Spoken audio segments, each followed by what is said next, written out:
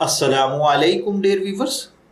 خوابوں کی تعبیر کے آپ کے فیورٹ چینل شعور انفو سے میں ہوں پروفیسر شبیر احمد۔ ہمارا آج کا ٹاپک ہے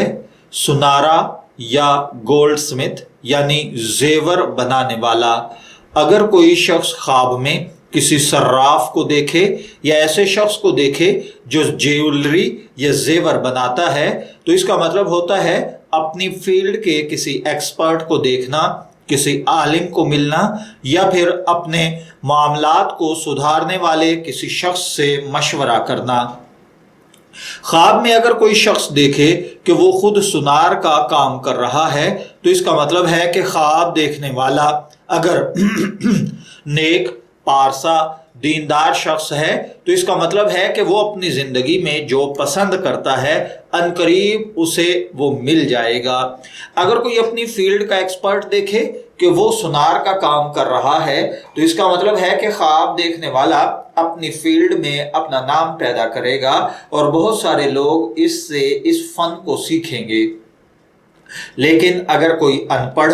یا کوئی ایسا شخص خواب دیکھے کہ وہ سنار کا کام کر رہا ہے جبکہ وہ شخص پریکٹیکل لائف میں کوئی بھی کام نہ کرتا ہو یا ہلکا پھلکا کام کرتا ہو اور ان پڑھ ہو تو اس کا مطلب ہے کہ یا تو وہ کوئی ایسا کام کرے گا جس کی وجہ سے اسے بہت زیادہ حیرانی کا سامنا کرنا پڑے گا یا پھر فضول خرافات کے اندر مشغول ہوگا۔